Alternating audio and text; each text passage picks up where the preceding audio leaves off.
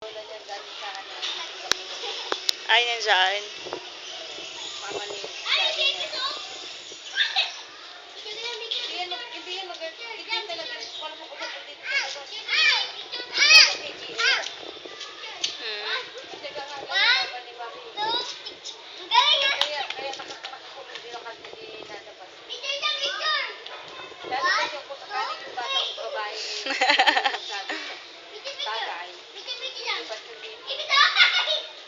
Oops! Baka mana si Kay. Baka mana niya. Kay! Baka magdampot. Ay, init.